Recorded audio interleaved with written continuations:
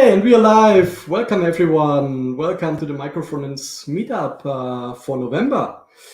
Today we have two very excellent guests, and I will introduce them in a minute. But before that, everyone who already was part of the Micro Frontends Meetup knows the drill. For those who are new, welcome first of all. But second, we have some slides and some what I would always call bureaucratic stuff we need to get over. So let's just dive into it. First of all, as you can see, this session is being recorded and will be made available on YouTube, not only now in a live stream form, but also, of course, later on. So if you didn't happen to be on time, you can always watch it on demand later, or you can pause right now and then, of course, either fall back to the live stream or continue where you left off, right? So this is always possible.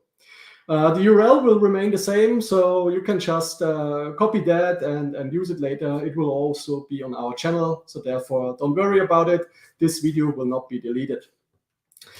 Another thing that we always ask of everyone, please be very kind in the chat. We appreciate any kind of question, comments, and everything. The only thing we don't appreciate if someone is harassed or if, some harmful comments are being done there. We never had the problem, and I think our community only consists of nice people. So therefore, yeah, just continue as nice and awesome as you are. But in any case, please follow our guidelines there. Nothing unusual in there. Right, if you have any content that you want to share, you can do that, and we would appreciate that if you get in touch with us. Previously, you had to contact either one of us or, I pasted my LinkedIn URL in here, but now we have also one additional possibility. We opened also a public call for papers here on Sessionize.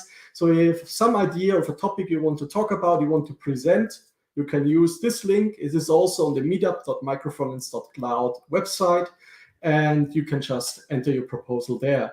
Any proposal, really appreciate it, and we'll get in touch with you when you give us something.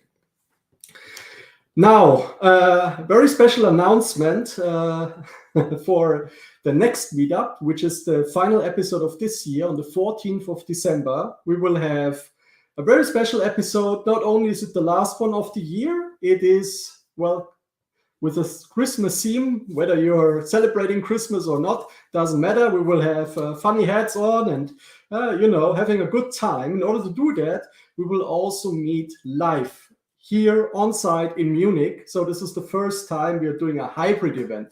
So it will not only be streamed, an unusual hour for us, so 2 hours later, so keep that in mind. So sorry for everyone in India, for instance, it will be a little bit late at night, but maybe this is exactly your time. Otherwise, you can always, of course, watch the recap of the stream.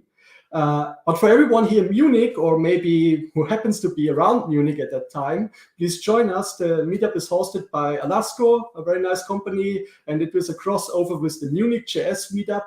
We're expecting a full house. We have, I think, 100 places available. So please come and enjoy the pizza and some snacks.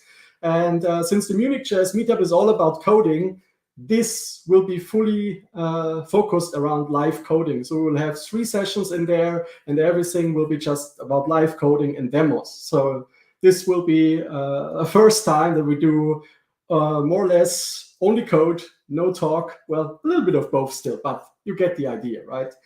All right. So this will be also announced in the meetup group tomorrow. You can already go in there and see all the details, what talks are offered, etc. Finally, you also know that already we have some workshops available. So if you're interested in learning more, at the moment we have nothing scheduled. We will now schedule already first round of public workshops for next year. But if you happen to have something on demand and want to see what we have in general as off-the-shelf programs there, just have a look and get in touch with us if you want for your company to have something organized. All right, that's it with the announcements from my side. And that brings me, of course, to our main event for today. And for this, we have 2 awesome speakers. The first speaker I like to introduce here is, I would say a good friend of mine. We have seen each other on a couple of conferences already, and it's always a pleasure to have him here. Welcome, Luca. Sorry, I'm on mute. It's all fine. How are you doing? Very well. I'm just arrived in my hotel room. So in Leeds, north of England. So yeah, can't complain at all. So being here, thank you very much for the invite. It's always great meeting with you and the other guests, especially on conference when we can do in person, so we can spend quality time, but also virtual. Why not? Great, awesome. So together we will have a look at the State of Micro Frontend survey, and also the survey from Manfred, who was talking about, or let's say was conducting a survey about the consequences of using microphones. So both are very interesting, and therefore also want to welcome Manfred on the stage. He just disappeared, but let's give him another 20 or 30 seconds. I think he just has to restart the browser to get the webcam working. Yeah, but in the meantime, I think you're in Leeds today for another conference potentially, or no customer this time. Okay. So yeah, we are wrapping up the few things before next week for me, because working in AWS means reinvent. Next week now is it's all my focus is over there, and therefore I'm wrapping up a few things. Awesome, great. All right, so now here's Manfred with us. So let's welcome also Manfred to the stage. Hi. Hi. Very nice to see you. Same wise. Thanks for the invitation. Yeah, as always. So I hope you're doing great. We already discussed with Luca. He's doing fine. I guess you're also in a good mood. A lot of traveling nowadays, right? A lot of conferences going on. It's conference season, isn't it? It is. I mean, for me personally, it is already finished now. So I was at my last conference, the WJAX, and now I'm done, I think, for the year. And I will resume, I think, in January. Yeah. So I'm already, Christmas fever is starting. That's good. All right, so what we now want to do, I think we first go over the slides for the State of Micro Frontends survey, discuss them together, and then we go over the consequences of micro frontends. Sounds good for everyone? Mm-hmm. Sounds great, yeah. Sounds great. So let me bring this on the screen. And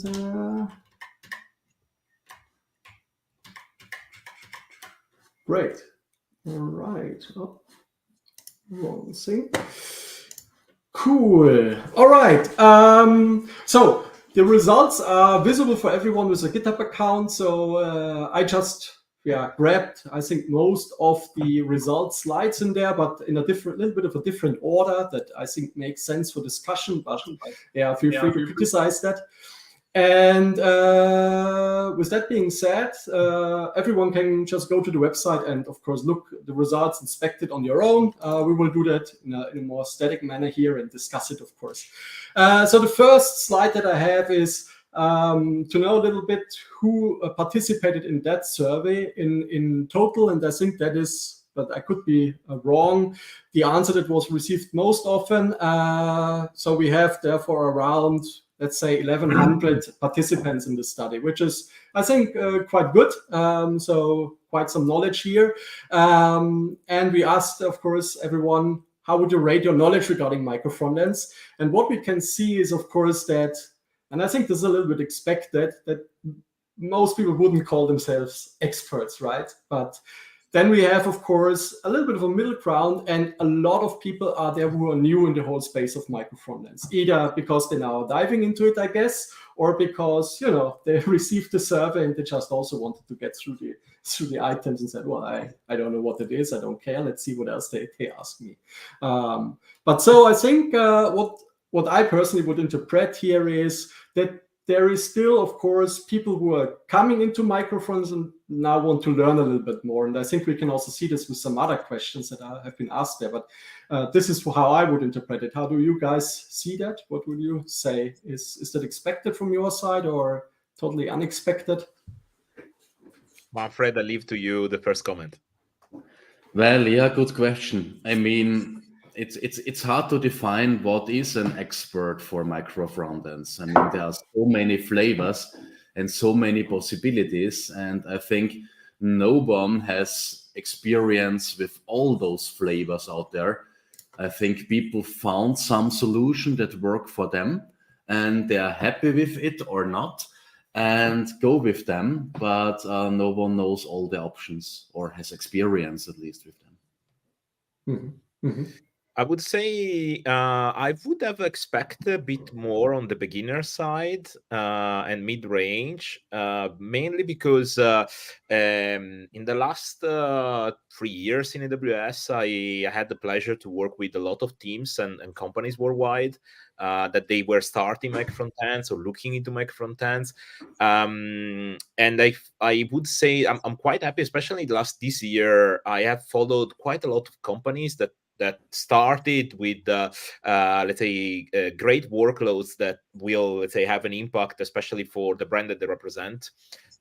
So I would say that there is definitely more companies looking at them after, let's say, all the work that all the community have done documenting microfrontends. I have seen also a lot of organizations that started to share in their engineering blogs their researches, their findings, their let's say experience on this topic. And I believe that it's definitely probably I would say more between the first 3 columns of this chart than the last 2, but definitely is great to see this buzz around this topic after, I don't know, 8 years now that we are talking about that.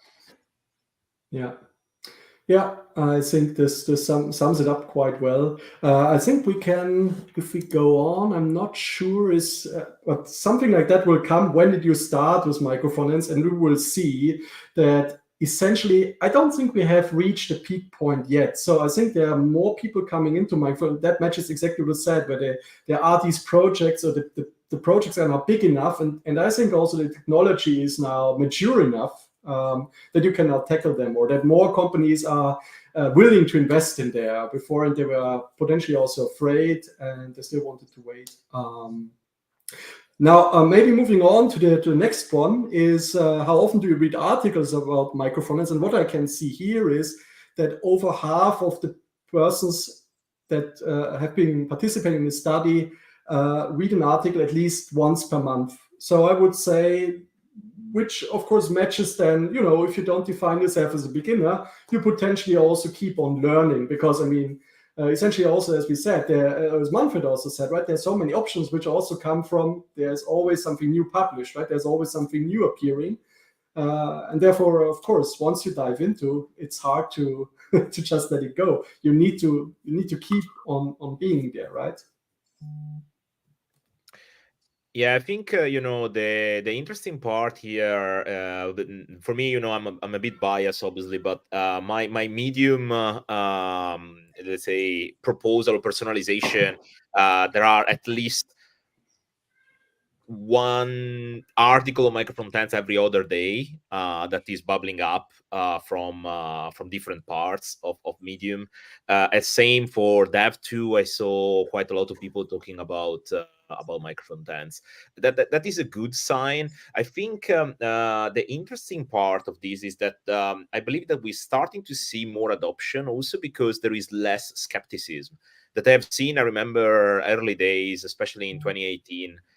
When there were quite few pivotal people in the JavaScript community that weren't too much into the buzz around microfrontends due to misconception, and because sometimes they never try to build something like that. And therefore, on our side, in the small microfrontends community, we were trying to push and say, yes, but it's not exactly how you are saying, because if you do this and that, is different. One thing that I have to say is a very interesting sign or signal in industry. It's more companies that are embracing microservices are looking into microfrontends, because they realize that they started to have independence for the backend teams, and working with the cross-functional teams basically screw up their model, because now they have part of the team that is independent, but part of the team that have to wait for releasing a new feature, either for feature flags or for, let's say, conflicts in the code base, in the monolith code base, stuff like that.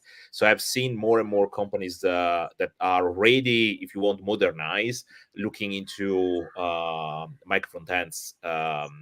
And therefore, a raise of articles, I think, is definitely something that we have seen, and we are going to experience even more in the next few months, years. Manfred? Yeah, perhaps another perspective, someone also has to write these articles. And I think it also shows that there are more and more experts in this field that share their knowledge, their experiences, because if so many people say they week monthly or weekly an article, this means there have to be quite an amount of articles out there. Yeah, I think we also have, I would say historic articles. So if you don't happen to have started in 2018, but if you just come, there's of course a pile of literature already, and not, some of it might be outdated, right? But I guess most of it is not, right? So that the experiences is still, or the pain points are partially still valid. I guess we will also see something in the consequences of microfront survey there with the pain points and what you want to achieve. But I think, therefore, the historic, let's say, I fully agree, but there's also, of course, some literature already available, and you need to to get through it. All right. Yeah, I agree with you, and also I would like to highlight one fact that microfrontends is an architecture, is not bounded to a framework or anything, and therefore, if you think about architecture, MVC is still MVC, despite there are 2 editions, and microservices, there are different flavors for combining things, but the principle is still there. And to be honest, in all the engagements that I have done in the last years, and more or less the problems are always the same for beginners or teams that are starting. And now for more mature teams, we started to see a new wave of problems or challenges. But I believe that we will touch during this session about them. But in general, I would say that wherever you are reading today, if unless it's bounded to a specific version of React or Angular or whatever, that could be potentially outdated, but the concepts behind that definitely are not. Right. Now that is what I was referring to beforehand, right? What year did you start using micro frontends? And what we can see, of course, as 2018 or earlier, we already had a fraction of people. Then more and more have been added. But if we look 2023, 2022, and 2021, that's more than 50% already, right? So we can say that about 40% have just started this year or last year. And I would say that is quite a fraction, right? And therefore, well, at least what I can observe, and also what we observe as a company doing microfrontend consultation and all that, is that there's more and more drive towards the topic. And I think that also matches what you said, Luca, and I think also in what direction you were pointing, Manfred, right? Yeah, I think it's interesting to see this thing, because matches exactly my experience. I joined AWS in January 2021, and it's almost 3 years that I'm there. And I have seen, let's say, especially in the last few years, a massive push towards this model. It's definitely what I've seen. Despite I was lucky because I'm in the orange part of this pie, so it wasn't even the name microfrontend when we started. It was quite funny. There were micro apps and other thousand of synonyms on that, and there were probably 2 case studies. But it was kind of an interesting ride. Yeah. All right. So that now is a little bit interesting to me. How would you rate the currently available solutions? So I guess solutions refers you to tools, frameworks, everything, right? That is there. What can you already find? How much do you know, or did you know did you have to create yourself, right? And what we can see is that we're right in the middle. We're peaking exactly in the middle. And then, of course, some things are, well, people say it's great, but I mean, it's more or less 50-50, right? It's really also on the other side. I mean, not many people said they are poor. Maybe these are the beginners. I don't know. But anyway, so all in all, this peaks around the middle. And what I interpret is, well, the solutions, they work, but there is still room to improve them. And so I would raise the question, of course, to you also. Do you agree with this? And what could be improved? What improvements do you see there? Yeah, this is also something I see and notice out there when I'm working with companies. Of course, there cannot be a perfect solution to micro frontends because regardless of which solution you go with, you have some trade-offs. For instance, you need to decide between decoupling and bundle size. If you are fully decoupled, you bring your own stuff, and this will increase the bundle size. So there are some, I would say, natural limitations. On the other side, I think there is room for improvement when it comes to tooling. There is some tooling out there, like Biral, for instance, or on a lower level module federation. But still, we can do a bit better, I guess.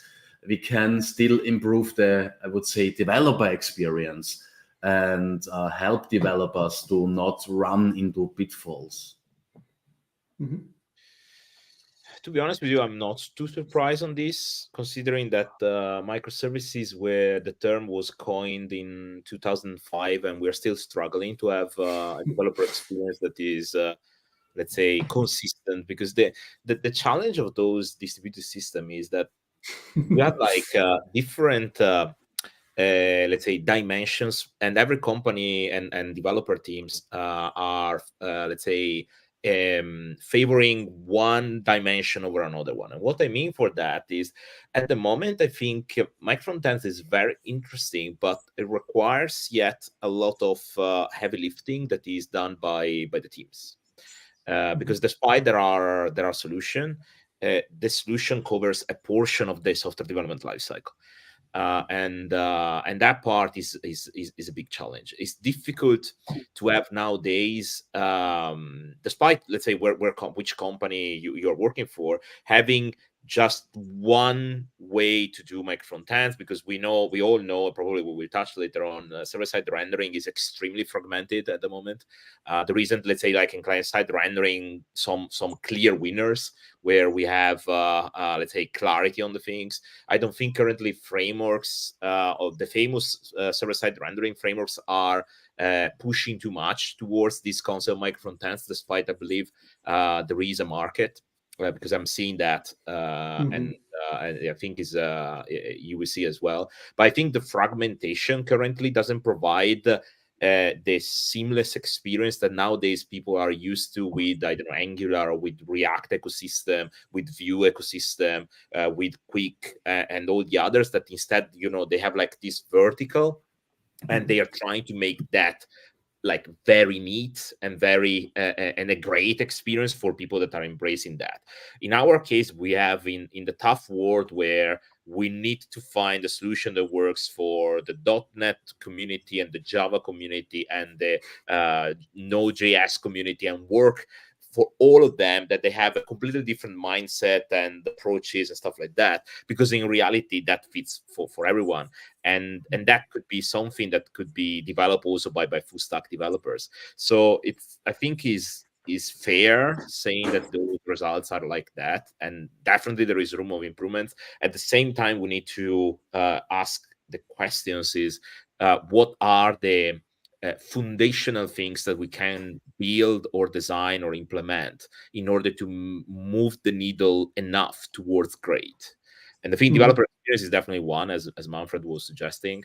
But then I think we will need to analyze more the software development lifecycle of companies doing microfrontends, and see where there we can have an impact. Because I believe there are a lot of good ideas from the community, but they don't penetrate very well because are brand new. and usually brand new in an existing company where the CI/CD is already there and you need to use whatever is already there. The many concepts, very often developers don't put their hands into the automation pipelines. They don't build tools. There isn't developer experience team inside the organization. There are a lot of let's say things that you inherit when you are building this kind of solution that you cannot change, and therefore, yes, maybe there are some amazing tools out there, but they cannot penetrate inside the organization due to organizational constraints or let's say legacy, as we are used to say, from previous things. So yeah, I think I agree with this. All right. Before we continue, there are some questions I think in the chat already. Let's take maybe some of these questions and answer them already. So, how would you position the solutions today for a micro frontend? I think that matches pretty much the slide, and I think what we heard is also we would position them somewhat in the middle. I think they are not bad, but the developer experience could be improved. Just to follow up what Luca just said on Pyro, this is exactly what we are trying to do. But I mean, it is difficult. So one can already see there's this full guide, and on the questions also that we get and the experience that we hear from customers is usually for the teams actually developing microfrontends using, for instance, Pyro, it's much simpler. But setting it up and getting the solution that it's there, it's running in your environment, doing exactly what you expected from the solution, well, this is the hard part. This is also the part where you need the experts. I mean, usually, what we always say is with microfrontends, your solution will be simpler, at least for the individual developers working on their own domain, right? But it is, of course, getting there. Well, that's, of course, more complicated. So the solution overall is more complex, but the development is easier. But yeah, that is, I think, the problem that all distributed systems have. First of all, the setup, and then when the fire burns somewhere, finding out and debugging that thing, right? Because distributed systems are, after all, distributed. It means there is not this one central unit. There might be, or you could bake it in, but it will always be distributed. That's what you wanted, right? And yeah. All right. Since I think we got this question, maybe another one. In which areas are microfrontends still immature? What are the biggest needs a microfront developer could start solving today? Luca, Manfred, who wants to pick that up? That's a very intriguing question. I believe that currently the part that, and that's my point of view, and feel free to disagree on this one. I think currently we did a good job on nailing the few concepts as a community regarding the architecture space. I think that part it's not probably fully nailed, but we are very close to. I mean, we have like rock solid principles on the key challenges for microfrontends. I think the current main pain is server-side rendering for me. So for me, that part is the most complex one, and for several reasons. The first one is that if you think about that, we are very open. That was something that struck me this year like a bolt when I was thinking about this. We are always gave for a fact that you are living in the JavaScript land, where you have everything end-to-end on your stack that is JavaScript, Node, and whatever. And therefore, the maturity and the let's say integration of the services are, let's say, pretty much seamless. The reality is I started to discover, let's say, new communities, spend more time with Java developers, with Python developers, with others. And you see that they want to do this stuff, but they don't want to embrace the tools and the mindset that is available fully in JavaScript. That is a very interesting point. So, for instance, an interesting thing that probably I will spend some time next year would be HTMX. Because HTMX is for Java development in Java community had a massive penetration, completely unexpected, to be honest. But it was very, very interesting. And since then, Rust started to embrace, few Rust developers started to embrace HTMX as well. And HTMX with few, let's say, POCs that they already built, it seems like very easy to replicate what React is doing with several components and therefore Next and let's say the Highland architecture that is at the end the flavor of micro frontends. So I think there is a lot, in my opinion, there is a lot of interest, let's say, time to spend around how we can simplify for all these let's say mature communities the concept of micro frontends for enabling them to pick it up. All right. Yeah, so server-side rendering is for sure a difficult topic. I'm also working on this for quite a time now, and yeah, so it's something we really need to solve. I think there is some potential when it comes to server-side rendering, because when I'm doing server-side rendering, normally I'm not that interested in how the rendering works behind the URL. This brings one of the benefits of microservices we never had with single page applications and micro frontends. When it comes to single page applications, everything needs to be downloaded, and that means we need to deal with bundle sizes and or with conflicts. But with server-side rendering, we don't have those issues. We just tell the server, please render it, and we get perhaps a bunch of HTML. So I think it's quite tempting to look into this approach, but currently there are not real go-to solutions for this, turnkey solutions or something like this. Another thing that is a bit difficult is framework integration. Of course, you could say we don't want to have framework integration because with micro frontends, we are one layer above the frameworks, so we don't want to deal with them. We want to treat them as a black box. That's fine. But if you want to optimize your bundle sizes, then you need at least a bit of a framework integration. If you look into Angular, for instance, there everything is abstracted in the Angular CLI, the whole build process. And so having an integration would be nice to say, well, let's build this as a micro frontend with this and this and this criteria, so that I don't need to take care of the build process of my own. All right. Okay, moving on. So I need to say for the free text, I think we had three or four actually questions where we had free text forms, and we always normalize these, right? So for instance, we have one where we ask about some technologies and if there are variations of, for instance, module federation, so it gets called, so independent of the casing, for instance, independent if it's Webpack module federation, they have been normalized. And here also we've thrown out similar or invalid answers, and so only thing that also is now in the slide here are, of course, some of the interesting pieces. And I would say also from what we received here, I don't think there is any advantage where I would say that it wasn't expected, right? So for instance, we see the usual suspects, like for instance, scalability in development or the team independence or autonomy, right? All these things are there, separation of concerns, so usual DDD arguments, I would say. Is there anything in there on the first glance where you would say, this surprises me, this I didn't expect as an advantage, or that, well, I personally don't see as an advantage maybe? I think this is pretty much by the book here. Yeah, I tend to agree. Reading here a few of the key buzzwords, so team autonomy, independence, stuff like that. Those are, let's say, the characteristics of distributed systems.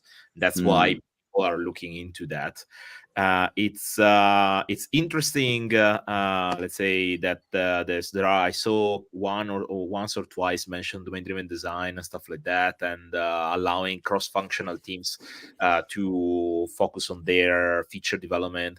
I think that the part that very often is misunderstood, or we don't spend, let's say, enough time highlighting that, is that distributed system, as Manfred was alluding before, are meant for development teams, are not meant for customers or users. And therefore, what is behind an URL, it doesn't really matter. So what we need to do is like let's say, creating the right amount of glue and iterate on that based on the thing. But in reality, this architecture is mainly for solving organizational problems Mm.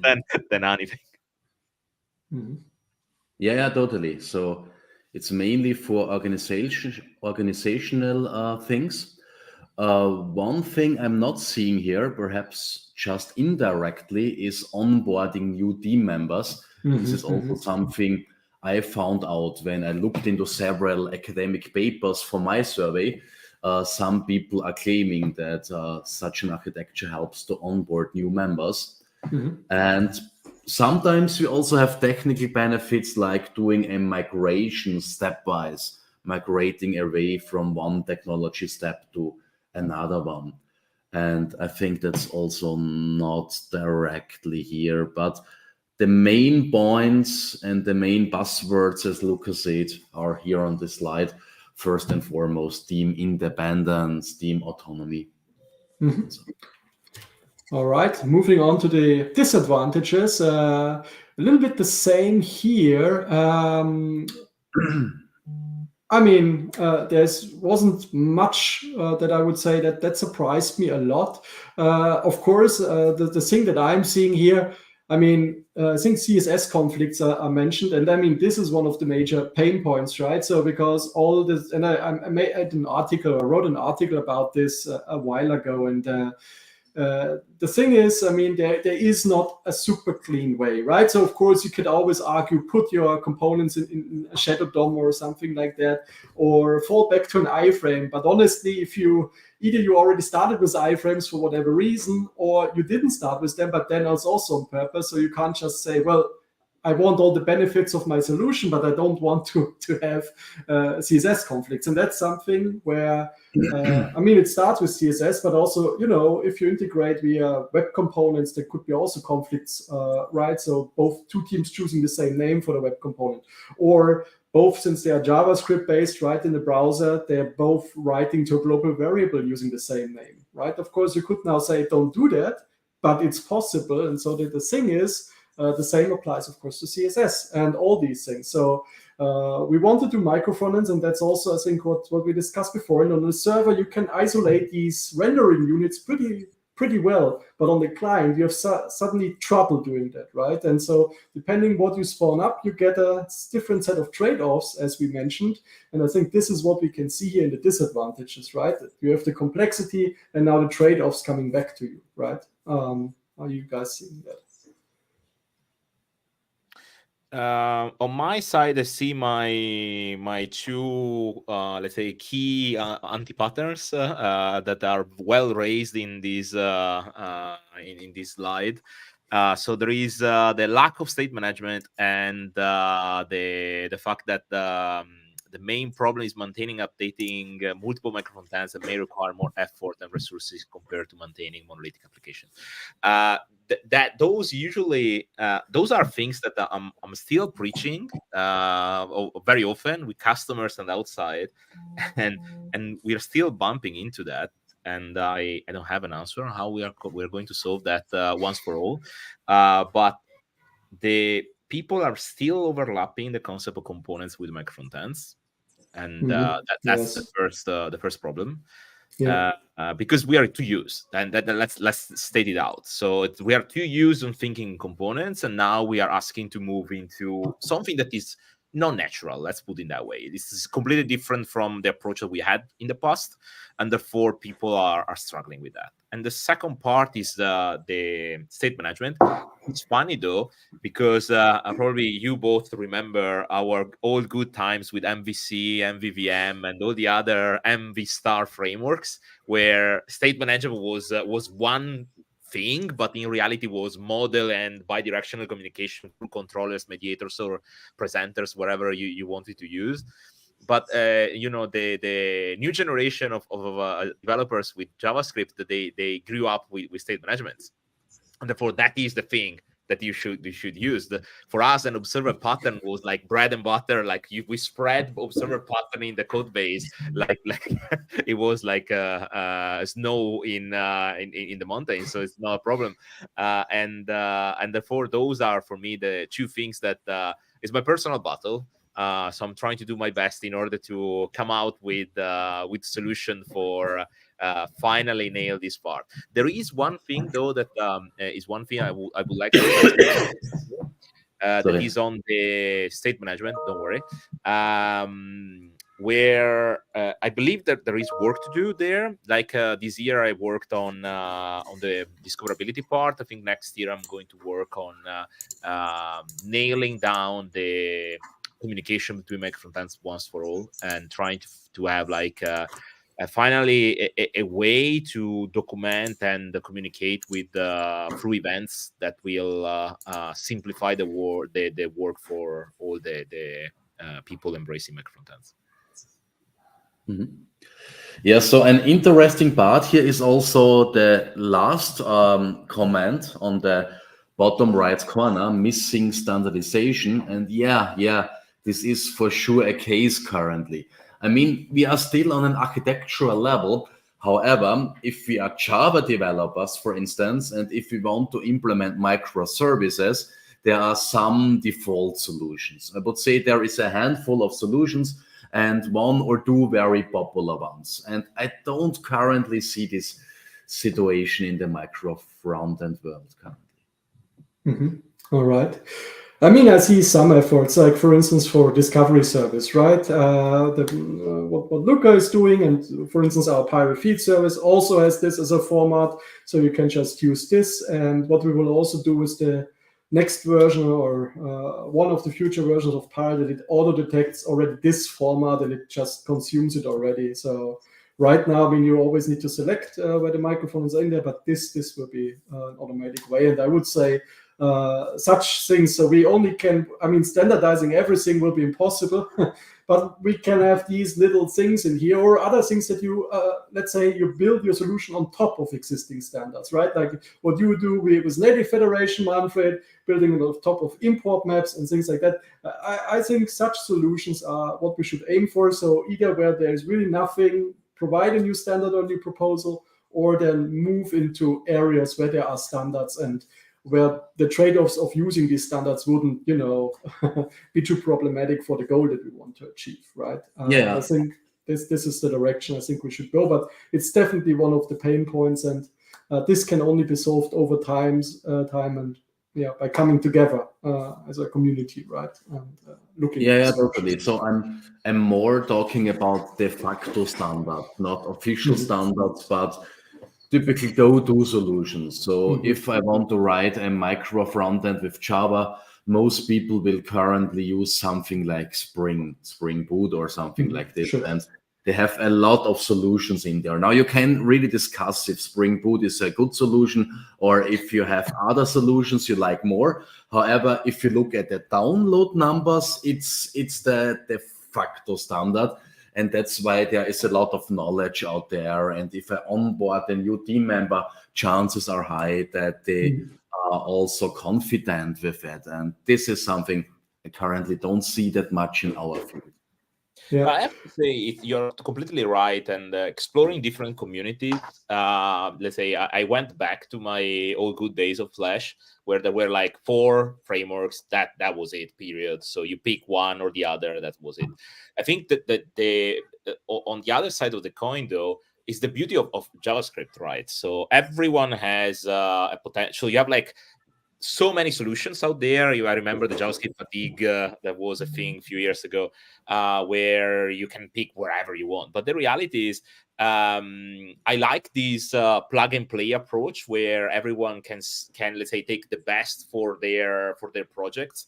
That is true. It requires, let's say, to have in the radar way more things than having just Spring Boot or a framework in general. But at the same time, gives you the flexibility to apply the right tool for the job if you are wise enough to, let's say, having the mindset free on, no, I don't want just to rely on a specific thing. I want to, let's say, have more breadth on the things that they want to approach. Regarding the disadvantage, I think we also had a question in the chat there regarding module federation, the way forward. Maybe let's bring that up. Yeah. Right. How would you rate using module federation-based micro frontend solutions as the best way forward for an enterprise single-page application?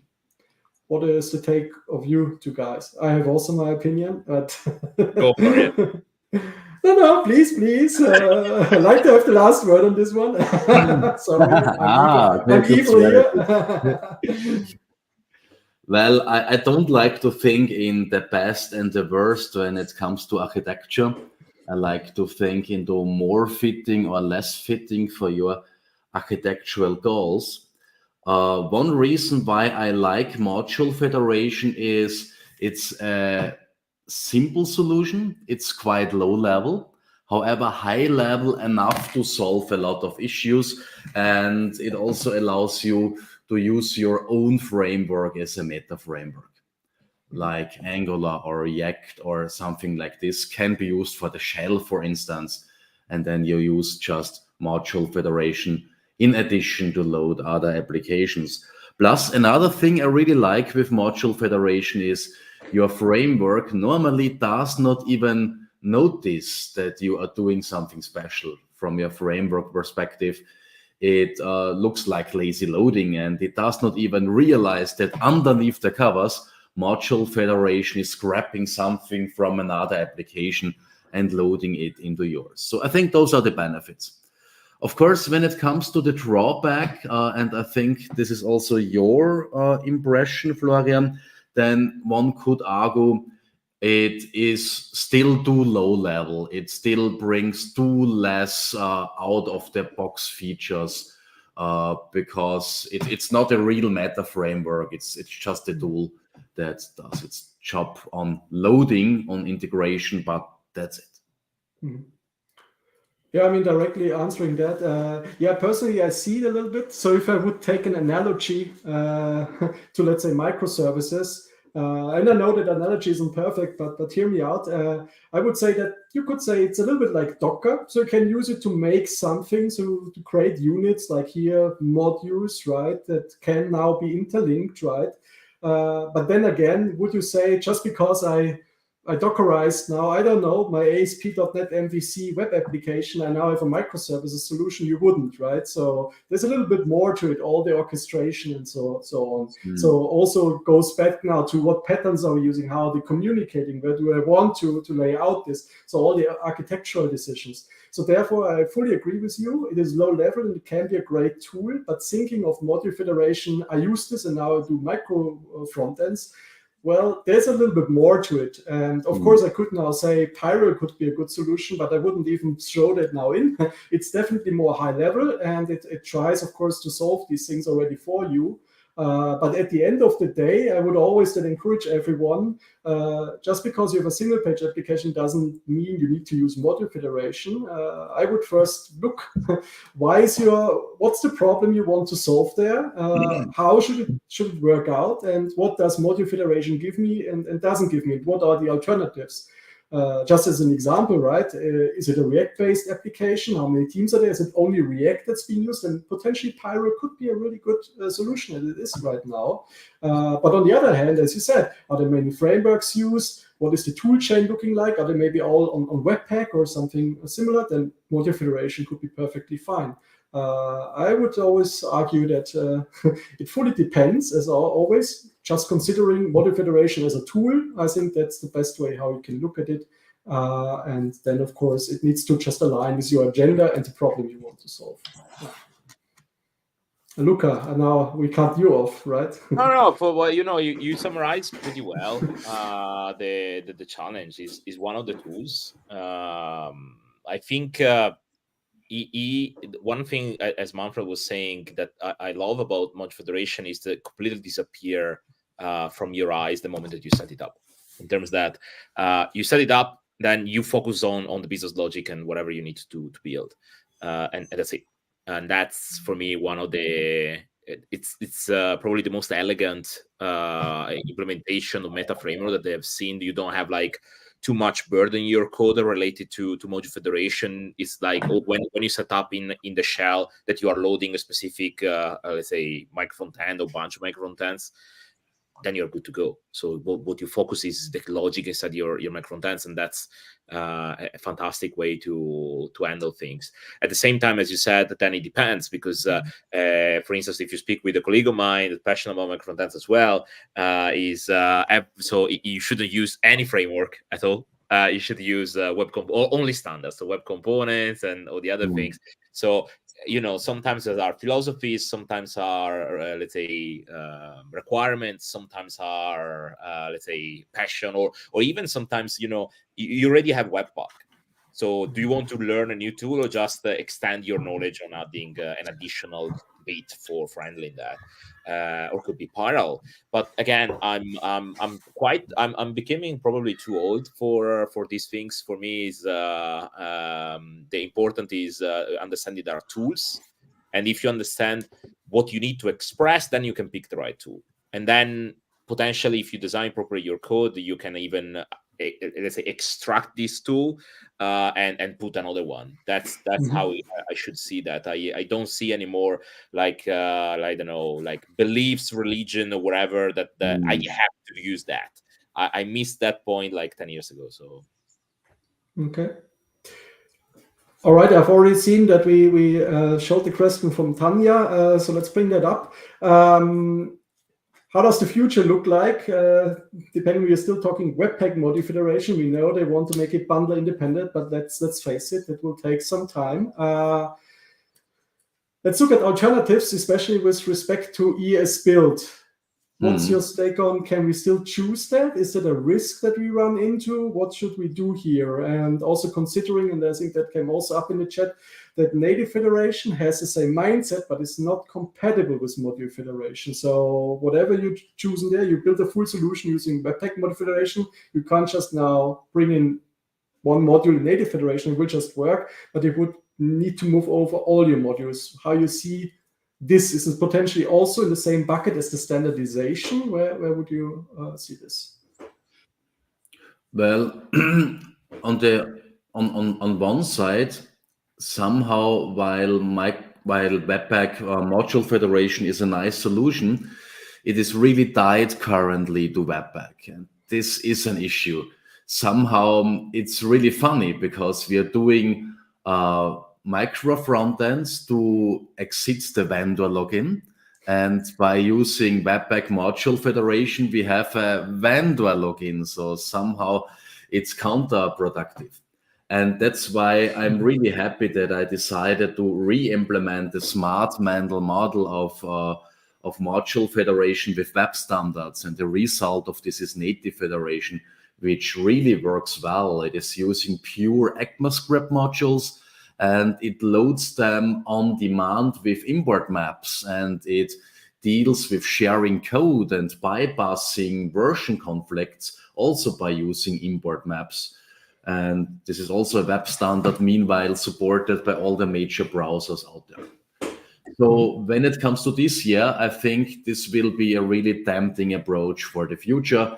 And even though you don't like native federation, you can throw it away and come with your own implementation. As long as you are using the same web standards, you will be compatible import maps and ECMAScript modules. Yeah, and you're right. Currently, it's not binary compatible, as you would have said 10 years ago, with the bundles of module federation. It would be possible. We have solutions, but we don't have time for implementing it. But in theory, everyone could start a community project, a companion library that bridges the gap. I think the vendor lock-in. I don't know if I would call vendor lock-in that thing, but definitely there is a dependency on Webpack that is a given. And I had customers that didn't want to go with module federation for not being bounded to Webpack. That we can argue that is probably one of the most let's say penetrated transpiler that is out there and tool that is out there. So we should also state that. I think my point of view at the moment, that's where my head is in these few months, last month of the year, is and this is a big question mark, so I don't have an answer for that, is I agree on the standards. I think import maps did a good job on the client side, and single SPA is implemented. Joel is a huge fan of standards. System.js mapped as fallback into the same thing. Great job there for Joel. I think now, if I'm thinking also on the backend side, there is an interesting movement that currently on the browser we can already do, that potentially we can load also even without without an import map, just a remote module, yes module, so without any problem. So you just tag that is script is a module type, and that is loaded. You can load asynchronously, deferring, whatever, and is happening also on the backend. And funny enough, if you look into Next 13, even there was in alpha an API that was doing exactly the same thing. Node under the feature flag, you can activate the possibility to import a module, currently only on with HTTP 1, not HTTP 2 or 3, and not HTTPS, if I remember well. I don't know if with Node 21, that is no LTS, they changed that part, but is an interesting one, because now the question is, module federation solve a real problem. And that is a given. I think no one can state differently. And it solves in a very nice way. Now, 5 years from now, let's assume, when those things that we are discussing are penetrated. So because from the standard to penetration, there is usually, let's say, a big, quite a few months of difference, or years sometimes.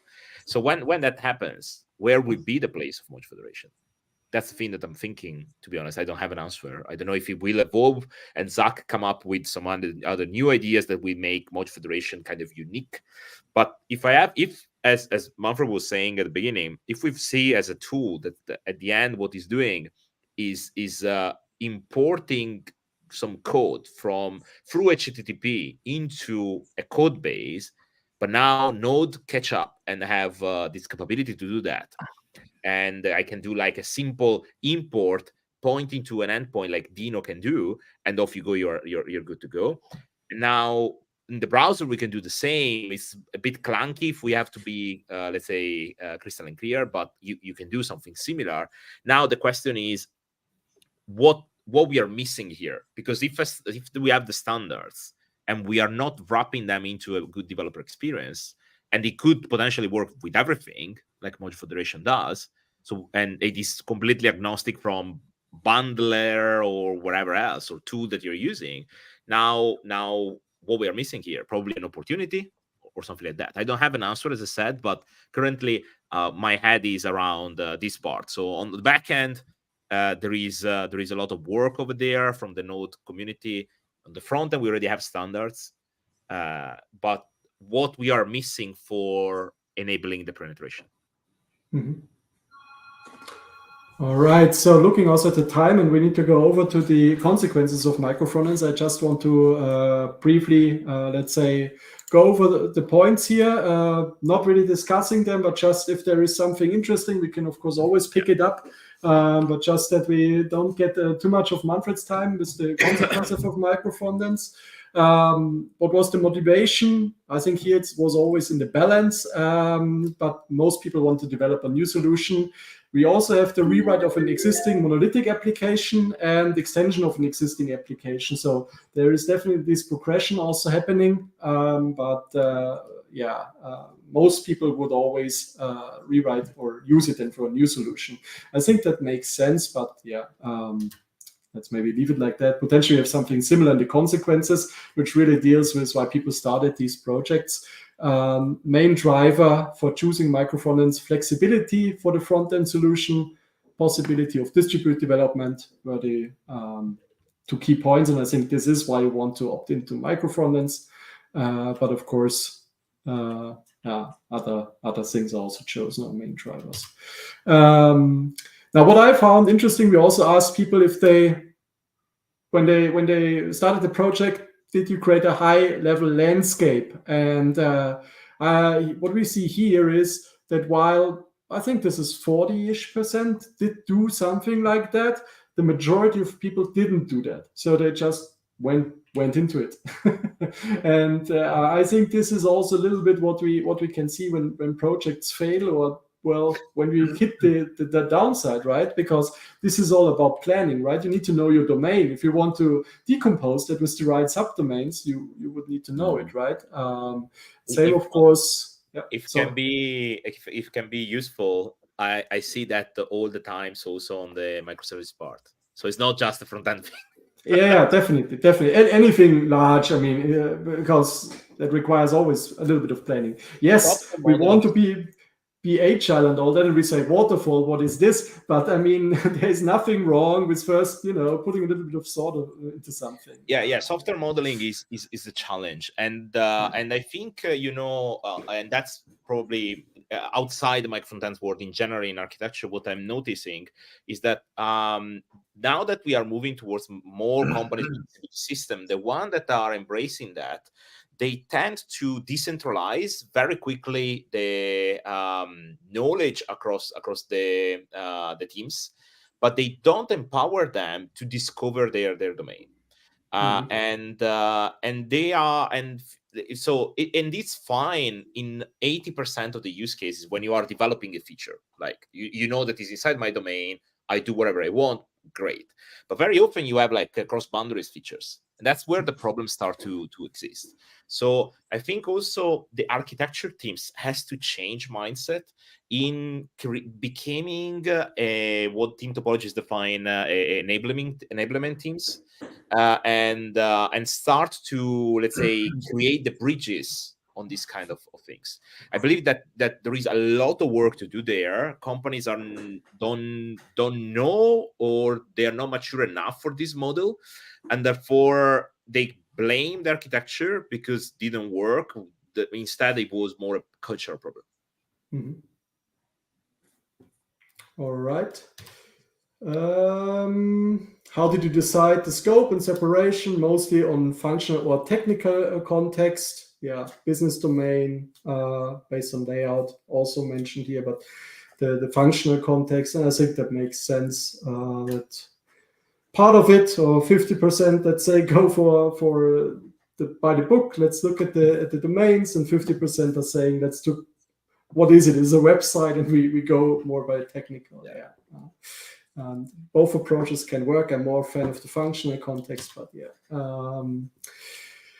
Most solutions use just a single technology, and that's about it. Because I mean, what we also can see, I guess, is micro frontends. I mean, was first advertised like this, but it should never be the let's say main driver for it is that you now can use multiple technologies, right? So quite often you say I want to distribute, but I still know that all my teams use this one technology or should use it, right?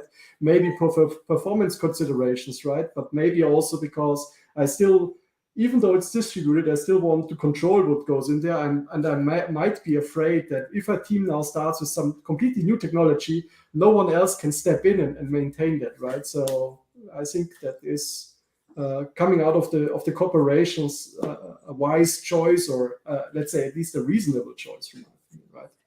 Yeah, makes totally sense for me. It's like with Spider-Man, with great power, we have great responsibilities. And I think it's the same here. Just because we can mix and match each and every technology does not mean we should. We should not create a framework soon. However, I also think the possibility of doing this pays off in the long term, because we all know in the long term, we need to migrate over to another stack. Let's say after 10 years, after 15 years, at least we want to implement new stuff with a new stack. And so having a nice verticalization really helps you. Then I guess that pretty much sums up what the framework situation is out there. React and Angular both are more or less on par, right? If you're on top of the mountain, it doesn't matter. If you are fully on top or just a little bit behind, you also make it. But we also see newer things. What I was surprised is that we got a large fraction there apparently using Quick. I was actually very surprised because, I mean, it just got, let's say, a 1.0 label what was it, earlier this year? Was it March, April? I forgot, but somewhere earlier this year, Quick was officially a 1.0 release, so it's not so well established, I would say, right? Yeah, And a lot of Blazor to be guys. honest with you, I didn't encounter any customer honestly using Quick at the moment, but it's interesting to see this penetration. Yeah, but did you encounter customers using Svelte, for instance? Yes. Yes. Okay. Like That one or two on hundreds that I followed. Not my vast majority are React or Next. I would say that is over 50% easily, and then there is a good proportion on Angular. I would say 30% at least on the one that is. Okay, so the top matches it pretty well. Yeah. But do you also encounter Blazor customers? No, at the moment I never seen anyone. I had few customers with the .NET stack, but they were using React. Okay, interesting. Now we encounter lately a lot of Blazor users. It's getting crazy. So it's really that Microsoft, let's say, enterprises that are already working on a Microsoft stack, they are really fully into Blazor. They're getting more and more into that, and this is really eating up a lot of junk there. Not sure if you encountered some, Manfred. No, but because of my deep specialization into Angular, I mainly see Angular stuff there. And besides Angular, I see the other two of the big three, as I call them, namely React and Vue. And those are also the technologies we have to integrate sometimes if we have what I'm calling a Frankenstein solution. It is a Frankenstein. I mean, the reason I asked you specifically is because, I mean, just historically seen, Angular was quite often the framework of choice for people working in the Microsoft.NET stack, right? So when they have an ASP.NET core solution, yes, some are also choosing React. I mean, they now have React templates and so to the popularity. But historically, I've always, at least in my bubble, seen people going then into the Angular world there for the front end needs, right? And so therefore, I was wondering if now you've heard of someone then who says, "Oh, we can now do everything in .NET, so let's just go to Blazor." But yeah, it's good that they keep on Angular. Always bet on Angular. Okay, maybe the last one, then we go over to Manfred. As said, we can access all the slides, and I will also write an article with the ones that we miss out here. But this one I found interesting because we always think of micro frontends as a web solution, and if you've been in the show a couple of times, we also heard of other targets. For instance, we had the Chase app UK, and that was a mobile solution, and not just, something that is a website and you package it up as a native application, but it was written using React Native and compiling also and then published in the respective store. So it was a fully native application at the end of the day, right? And so what we can see here, that there is a chunk, but I think of this mobile fraction or tower that we see here, most people are actually packaging up things, but yeah, don't worry about it. So, or are thinking of a progressive web app. So don't get me wrong. I'm not saying like 240 of the participants are building, I don't know, a native mobile app using it. But all I want to raise here is that we see also micro frontends really getting into other spaces and not only limited to the web. And I'm not sure if you guys have seen also projects out there leveraging this pattern, maybe even for reusability across web and maybe native stacks on the client, on the desktop. Or I mobile. can tell you on the other, I for sure, because I have in the past I had a lot of exposure to that. All the OTT platforms out there are using contents. So in some shape or form, the problem that they have is simple. So if you have there are certain platforms that requires you to flash the firmware in order to have an update of your app. And that could happen 4 times per year. There are other platforms that is so clunky deploying something that that having something that is low at runtime is the best thing. And if you study how Netflix and let's say the big platform over there that they are developing this solution, they usually have, especially the one with big names like Netflix, for instance, they have the power to have like their CDK that is deployed into the set-top box or the living room device. And then they are capable to, let's say, lazy load their front end based on whatever, let's say, new release they have, and therefore the CDK is updated yearly, and the content of their application instead is loaded at runtime. And that is a model that works fantastically for those devices, because there is a real problem that web you just deploy, done, you roll back, done. But before this, let's say, approach, it was extremely clunky developing on those low-end devices that, by the way, are used by millions of people.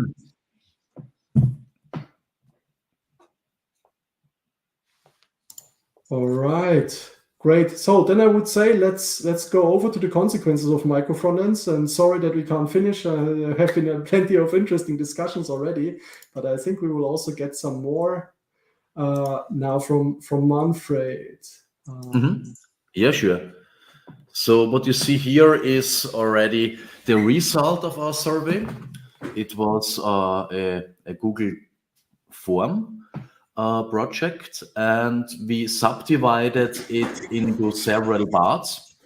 One of those parts was the technical benefits.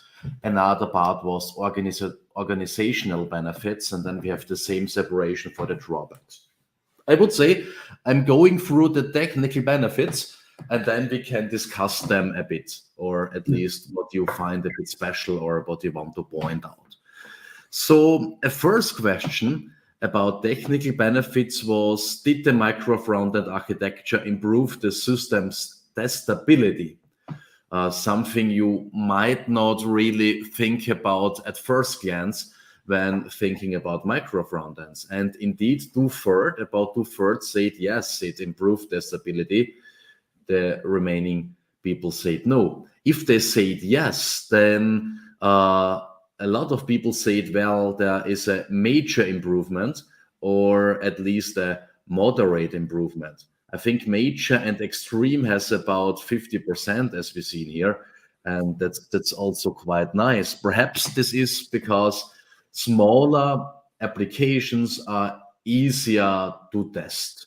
And if we have something like incremental tests, then we only need to retest the part we are working on currently. And faster.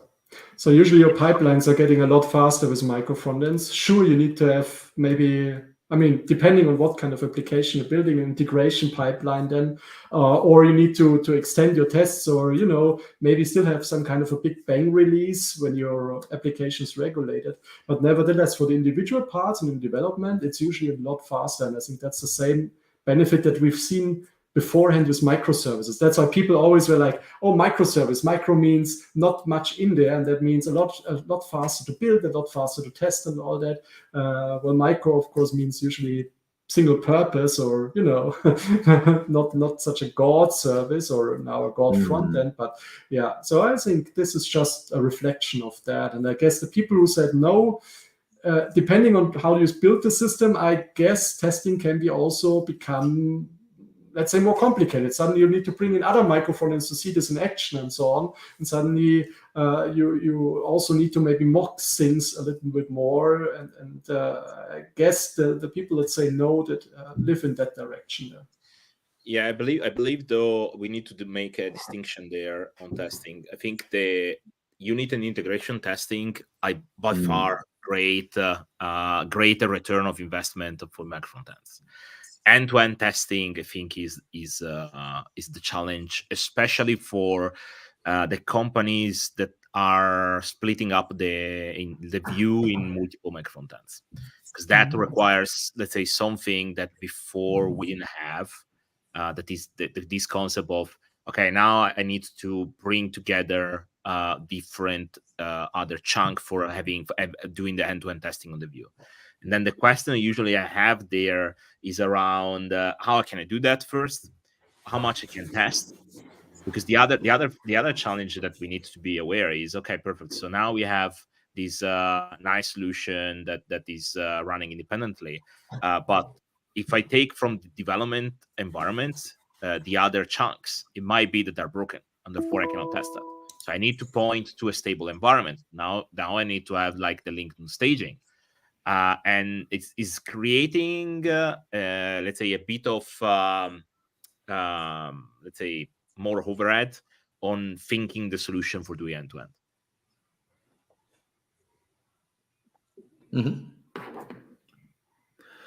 Okay, cool. So the next one is also a technical benefit that is quite obvious for me, fault isolation. And there are also quite a lot of the people said, yeah, it was improving our system's fault isolation. And when they said yes, then about the half also said, well, there was a major or extreme improvement when it comes to this. Fair. Performance, yeah, this was very interesting, and people are subdivided about this. The interesting part is here, I'm not talking about startup performance, I'm talking about runtime performance, and yeah, so it seems like the community is torn. About the half of the people are saying yes, and the half are saying no. If they are saying yes, then a bit less than 50% say there was a major or extreme improvement. Yeah, I think on this one is an interesting one that I would like to add one dimension. Very often I had this discussion, especially with teams that were new on micro frontends, and very often we had this, oh yeah, but it's going to have better worse performances because now I need to load multiple stuff. The thing that unfortunately, and don't ask me why, people are thinking is always looking like in a single page application, the overall thing. Do you expect that the user goes to your application, tool, website, whatever, in every single page? This never happened. If I go to Amazon.com, probably I would go on the, I don't know, the homepage, and then I search for something or I select something, and probably I have seen 3 pages. It's rare that I go to watch my orders. It's rare that I'm going to go in my account and all the other subsequent pages. And therefore, if I split my pages correctly, looking at how domain-driven design, how the user are using my solution, then they are going to download way less kilobytes of code than a normal other application. Yeah, I also think this is one of the most common misconceptions that micro frontends are slow. Actually, they can be much faster. And the reason is, at runtime, yes, I think if you just write it directly, write all the calls, integrate your pages or whatever you have, you're lazily, then of course it's the best thing you can achieve. However, in reality, you will have code changes, so you will need to make deployments. And when you make these deployments in a monolithic application, you can't cache it. So everything is essentially thrown away, right? And therefore, even though the runtime performance might be a little bit, but only a little bit, right? So both things are otherwise written really, really nicely. So runtime is maybe at this point in time a little bit better for the monolith. However, now you do this, let's say, redeployment, everything is thrown away. So the next time a user comes, well, all the things need to be loaded again. Now, compared it with the micro frontend aspect, you only deploy a chunk. Now, this chunk is potentially now redeployed, of course, therefore the cache invalidated. And now the user only loads this. And as Luca said, potentially not even needing this stuff right now because it's on some sub-page and it didn't even visit that, right? So the reason for deploying this thing in the first place, well, didn't have any impact on the user that returns to the application, right? And therefore, I would argue, with this in mind, a micro frontend solution that already is composed and therefore allows the composed and distributed deployments will, in the end, outperform standard application quite easily. And we will see that also not only, for client-side composition, but also for server-side composition, it's the same. Because the server, you can even have a webhook there to something like a discovery service, then you detect what changed. So you not even make a request and get in these chunks. You just have already a snapshot in your cache, and then you invalidate your cache also on the server just for the parts that changed. And it is very, very efficient. And you don't need a full thing. You never also start your server again, what you had to do beforehand, right? Because only now a small part that, I don't know, where for some sub-page needed, and therefore the server just keeps on running and streams out happily to your users. Yeah. I think initial page load is another topic, but there is another question about it. Okay. Okay. Yeah, using different technology stacks. Here also the community is torn. Did it improve the ability to use different technology stacks in terms of frameworks or libraries? And yeah, obviously not everyone thinks that this is improving here, which brings up quite a question mark for me. But if they are saying yes, then one more time, about 50% are saying major or extreme improvement. One thing to mention here, I think if you think not only, I can now throw in something, right? So because there is a difference in saying I have, I don't know, an Angular application, and now I want also to integrate React components, and now it's a React component, versus I want to have a seamless integration of a React component.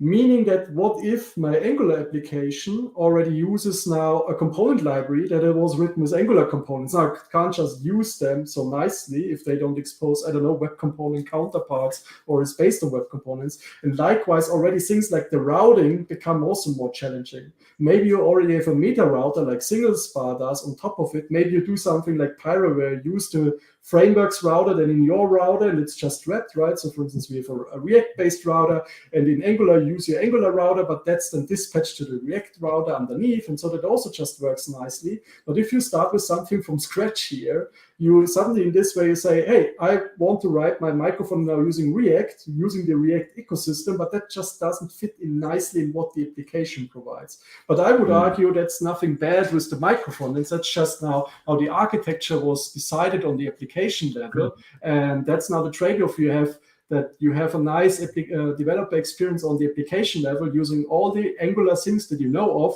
but that means if you go in a different world now in your micro frontends, well, the trade-off is you will not have such a nice developer experience there, or will have to do some extra steps, right? And this is what I see, at least from my interpretation, reflected here in the answers. Yeah, so what you are saying is also that it might depend if it is a vertical or horizontal integration. Because I would say so. If it's vertically, it might be more easy or easier. If it is horizontal, then yeah, you need to mix and match several technologies on one screen, and this might become more difficult. Yes. But to be honest with you, I don't know if you have the same experience. I'm probably, I don't know about my customers only, but I started to see a lot of customers that instead of leveraging Meta Framework or wherever, they are using, let's say, DNS or the classic routing mechanism for let's say leveraging micro frontends, and therefore they don't use specific frameworks. They just divide in group of pages. If you want first level part of the URL will be, let's say, one group of pages and will be assigned to this team, and this other group of pages will be assigned to another team. And doing that, basically they rely on something that is there since the beginning of web, that is just literally saying, oh, if it's DNS, go to this cluster. If it's DNS, this other part of DNS, go in that cluster. That I found quite interesting, because a few years ago, it wasn't like that. It was more, I rely on single SPA, I rely on Merge Federation, I rely on, and instead nowadays, I started to see this more often. Okay, what do we have else? Oh yeah, now we are moving over to organizational benefits. And the first question here is team autonomy. And yeah, this does not come as a big surprise, I guess, because I think this is the main topic and the main issue micro frontends are solving. I think Lucas said it before, they are solving an organizational issue, namely we want to have autonomous teams. And yeah, 82% are saying yes, it helps a lot here. And if they are saying less, then about 2/3 are saying it helps a lot, major improvement or extreme improvement. Yeah, makes sense. Adding teams, yeah, it's similar. It's similar here and also here. Yeah. I agree on. I have seen that in the trenches when I was in the zone, where we were every other week we had a new team to onboard. They were hit the ground running like in a month they already had code in production. Like, because they had like their specific area, no one was overlapping them. They started to have this stuff that was like okay, so I aimed for that when I was designing this thing. I didn't expect that was like so fast. Yeah, I always think that this is like the litmus test for a micro frontend solution, right? How much do you need to know before you can get started? And therefore, how fast it is to onboard a new team to develop their micro frontend in, let's say, a first version or POC or whatever, right? Or MVP kind of, and also release it. And not only how fast it is, but how much do they need to know? How many other teams do they need to talk to?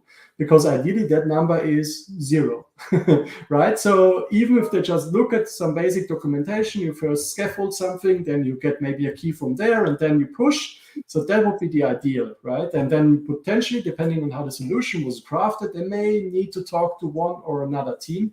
But if they need to talk to all teams, then you know something is going very wrong, right? And therefore, you will need to take this as an important, or maybe the most important metric for how good your solution is. Faster release cycles here. About 70% are saying yes, we have faster release cycles. And if they are saying yes, then also more than 2/3, if I'm not mistaken, are saying extreme or major improvement. Yeah. I would say that 30% doesn't necessarily mean that their solution is bad or that they didn't achieve something, because while we, of course, or I personally see the fast release cycle as an important step here, depending on what kind of application you have, that's even out of scope for you, right? Because maybe you really just aim to have other teams onboarded and all that, but you know that in the end, to release something, you need this, what I previously called the Big Bang release, maybe due to regulatory reasons, right? You need to bring everything together. You need to then have some documentation, you need to show up somewhere and be certified. Medical industries, banking, these are all things we have as customers, and they can't just say, well, any team just deploys to our production application and there you go, have fun. So they will always in the end still have a checklist to go through, and that means they will aggregate now all the latest versions from multiple teams. Then they say, this is now what we ship. And then it's frozen for, depending on what the market is, an amount of time, and then that goes into production. So they're not necessarily faster there, but of course their teams are now moving more freely, and this is what they wanted to have. So they didn't expect to crack these 30%. So therefore, I'm not sure if all of the 30% really wanted or could achieve faster times, but it could also be, depending on the solution, that this was out of scope. It could be also outside their wheel, in terms that you mentioned regulation, but it could be just let's say how the platform team is handling the CI/CD. So yes, I'm sorry, but you have a release train because someone said so, or you have a CAP process for delivering stuff. So therefore, you cannot do much more than that. You just let's say go with the flow. Cool. So what do we have else? Onboarding. What's with onboarding new team members? And yeah, about 50%, 53.4% are saying yes, it helped. No, it's the other way around. 46.6% are saying yes, it helped. And about the other half said no, it did not help. And if they said yes, then one more time, major and extreme improvement is about the half. Fair. Now it's getting interesting, because now we are talking about the drawbacks.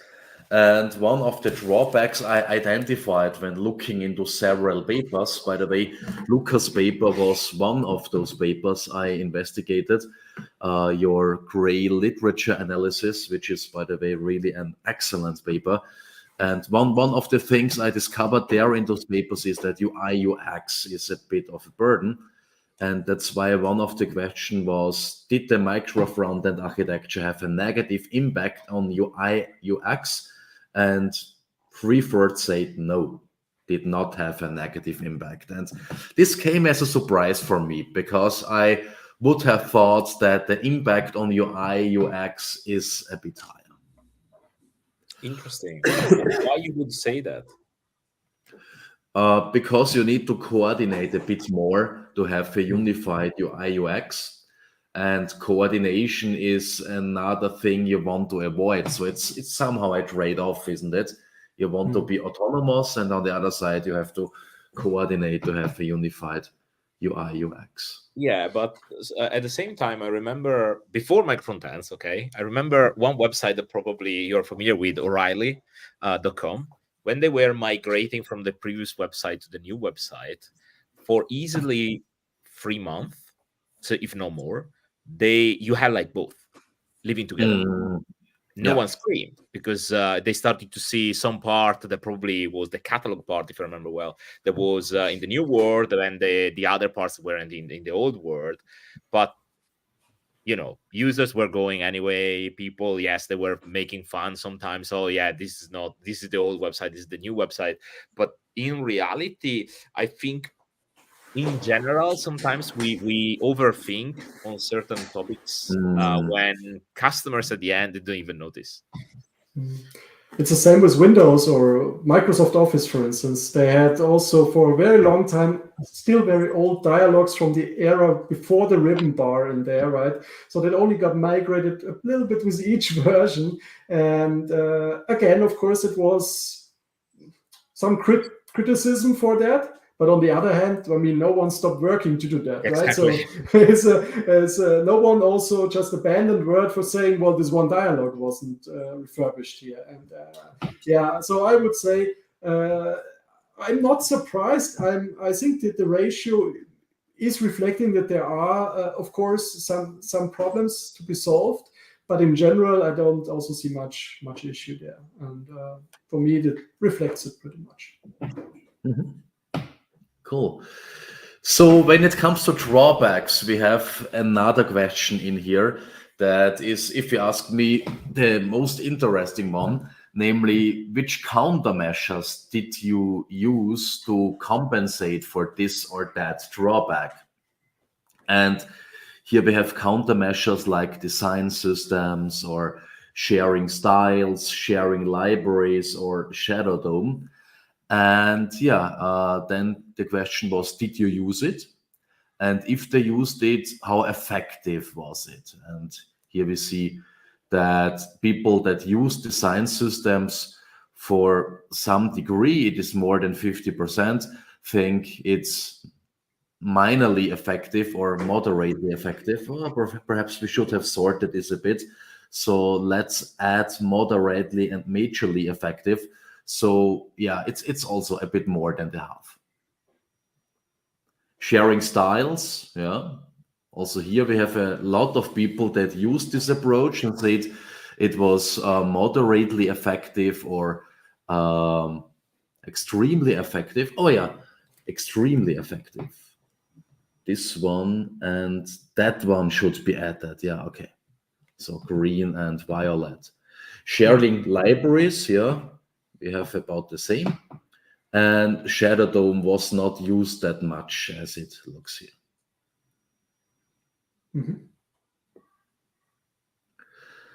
Did the micro frontend architecture have a negative impact on initial loading times? And a lot of people said no.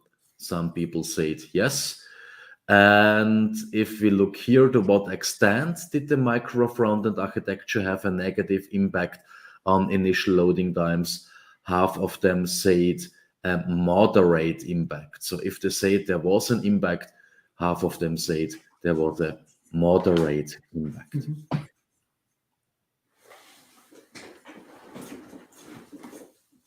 So what did they do against it?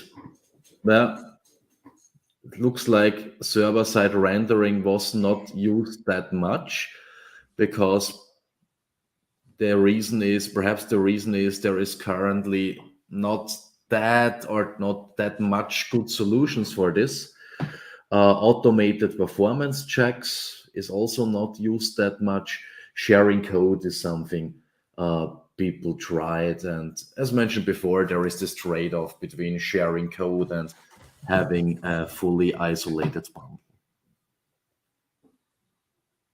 interesting that not many people have let's say have used microfrontends in server-side rendering, because that part, at least from my point of view, that I see currently the front-end community striving way more than client-side rendering. I think we arrive to a tipping point on the client-side rendering that we enhanced quite a lot in the last few years. Now it's interesting to see, let's say, the new things, but I think in server-side rendering we have way more work to do. Yeah, but I think what we shouldn't forget here is the background. So on the one hand, I think there are many people from the Angular community coming. That's for sure. That's the one thing, but the other thing is that's the people I think that said yes, that they have a problem, right, Manfred?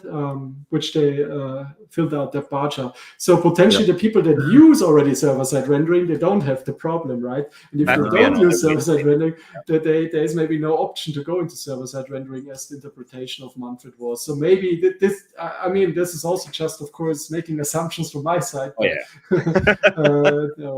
Therefore, I think the background here could matter for this question. Yeah, makes sense. But the other thing is, of course, fully right, Luca, right? So we need solutions for server-side rendering, and we're happy to share some of these solutions in December. Yeah. Okay, so what do we have else? Technical drawback, coupling. Did you experience difficulties preventing coupling between micro frontends? And quite a lot of people said yes. I'm not surprised. They're all using model federation.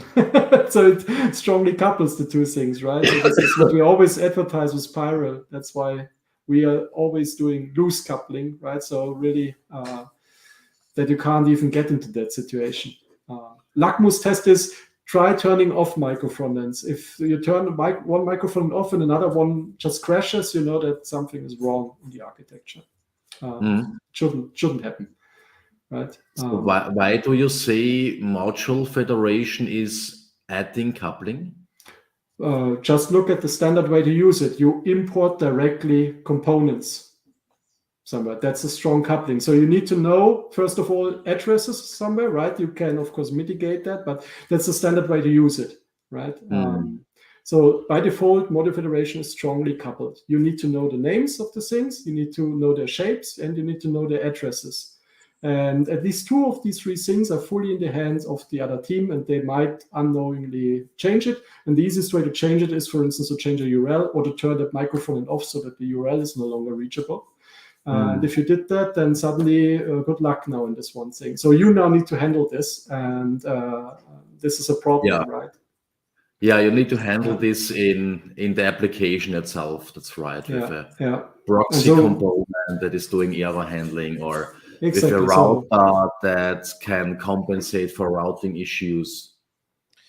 I don't think, to be honest, Florian, that the problem is module federation. I think it's a design problem more than model federation allows you to, let's say, querying an endpoint, retrieving, loading dynamically through a runtime. You don't even have to specify a thing. I think what you mentioned is importing a component already starting with the fact that it's a component, and therefore you went to granular is a problem, right?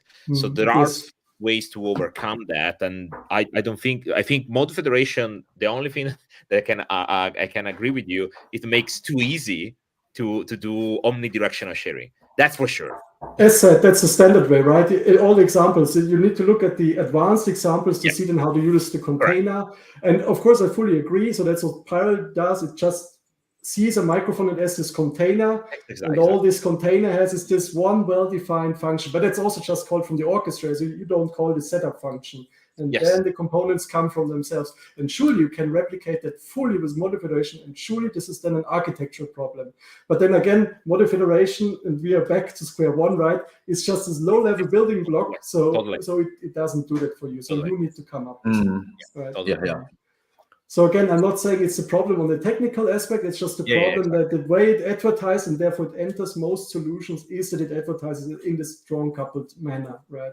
I agree on that. which makes it, of course, very easy to get in touch with, right? But unfortunately, that's also the way you don't want to use it in a fully scaled application, right? In a real world application. But yeah, for the hello world things, I fully agree. It's much easier to digest, and therefore, many hello words with micro frontends. Yeah, I like the tractor store, for instance. My Hello World kind of project for micro frontends, right? The Michael Gehr's tractor store. It's like the Hello World of micro frontends, and it's very easy with module federation. It's strongly coupled. Very easy to understand as well. But yeah. Yeah, which countermeasures did people go with? Domain-driven design is something we have here. Eventing is something we have here. Separate ways is people are a bit shy about, as it looks like here. So we have a large blue bar. And inner sourcing is also something people are a bit shy when it comes to this topic. Yeah, inner sourcing, to be honest, is for me the challenge, right? So in terms that there is lack of knowledge of it, and applying inside the company is not as straightforward as you imagine, due to the fact that you need to find the right people that will be able to, let's say, preach inside the organization and move forward that part. And the only companies that I've seen that working is when they have a developer experience team, because that is the perfect bridge between platform and value stream teams. And when there is that team, then yes, I've seen even sourcing, inner sourcing, let's say, well applied. But in otherwise, I think it's difficult that can come from a cell and spread across the entire organization. Mm-hmm. Yeah, I fully agree. I also want to add one side story on inner sourcing. It is also the cure for some problems the companies get into very easily. And I just want to bring one example. So I'm in this one project, and they do a large-scale application. And wisely, of course, they've chosen a design pattern, but they also created a component library based on web components. So everything is very well settled, that, they're future-proof and everything. And they're fully betting on this design system there that they created, and they're really proud of it. And then one day they decided to now have no more budget for this one team. So all this design system was also used for other applications, but of course, with this now large-scale application, of course, it's a major point, right? And now a lot of teams are always waiting there for updates. And I just proposed, why wait? Just make inner sourcing here appropriate, right? And that other teams can now contribute there. At the end of the day, of course, it would be much cheaper for the company potentially to still have someone on the team because, they are already efficient in the code base and could potentially fix the bugs faster, to be honest. But nevertheless, just blocking other teams now, that's not a good way. So everything should be also treated internally like it is open source. So having really the inner source concept fully applied, I think it makes sense for a lot of companies. And it makes also these things future-proof, right? They always look on the outside and saying, well, what if this proprietary product is now stopped? Is it open source? Can we do something? Well, the same applies now to your own code bases inside your company. So you should also think about this. How is really crucial projects picked up when these teams left, when crucial people left the projects there? And I think inner source is one way to counteract this very nicely, in my opinion. Okay, what do we have else? Oh, we are moving over to technical drawbacks. Conflicts. Did you experience conflicts between micro frontends in the sense of micro frontends negatively impacting each other? And they are about 2/3 are saying no, 1/3 is saying yes. Rating technical drawbacks, conflicts. So if they say it was an issue, then above half the people said it was a moderate impact on their development. All right. Just looking a little bit at the time, we are already a little bit over. Maybe we take one more, but before we do that, one question that also came up in the community chat: are the results of this survey shared somewhere? Manfred, are the results available? Do you want to write a post maybe about them? What's the so I will create a blog article about this in the next days and publish it there. So if you follow me on my blog or on Twitter, you will get a notification. Awesome. Currently, it's just in the form of this Google Forms result page. Okay, all right. Then maybe one last bullet point from the survey. That's perfect, because I think I have only one last one. Okay. Perhaps two last one, but it's fine. Complexity. Yeah. Did you experience an increase in code complexity and the community is torn? I also think it depends upon whom you ask. If you ask the one who is responsible for integrating stuff, or if you ask someone who got a nicely worked out starter kit with examples so that they can quickly create something they can also ship into production, as Lucas said before. And to what extent? Moderate impact 40%, for instance. Major impact 30%. What did they do against it? Well, starter kits is one option. Utility libraries, meta framework, automated tests. And then we have also something, I think I only found this in one of the papers, aligning development and production environments, making sure there is not too much difference between them, so that we don't have to think differently of those environments. Yeah, I would say that's generally a good practice, right? So I would never make the environments completely different, because then they are different things. So you want to have the same thing and just elevate it and be sure what you move on is working, because then you are sure if they are the same that this is also working. Yeah, totally. Perhaps it's a bit more difficult in a distributed environment, because you have to simulate other things a bit more, or start a lot of services. But yeah, I agree. This is in general something that's important. Yeah, I would say good software modeling helps here, because instead of rushing towards the implementation, if you rationalize the boundaries, then those things will become quite easy. Okay, yeah, cool. All right, cool. Then maybe one last question from the community that I've seen and didn't answer in the beginning. I think it was addressed to me, but I'm not sure if any one of you is writing a second edition of their book. Luca, you might already write a second edition of your book. I'm writing another book at the moment. Another book. After this, I will work on the second edition. Yeah, it's already in my long to-do list, but next year I need to finalize the book that I'm writing on AWS Lambda. That is a collaboration with other principal serverless specialists in my team that we are doing, because what I realize is we have this capability of seeing the largest customers in the world and the largest brands. So we wanted to, let's say, contribute to the community back and give, let's say, what we have seen working or not in that side. And definitely after that, there would be quite a few discussion with O'Reilly, because still also the Lambda book will be with O'Reilly, and I will work with them in order to look into the second edition, because I have a lot of material that is brand new, as I think both of you. Therefore, yeah, there would be, let's say, probably a revamp of quite a few chapters. Awesome. And for me, yes, thinking is over.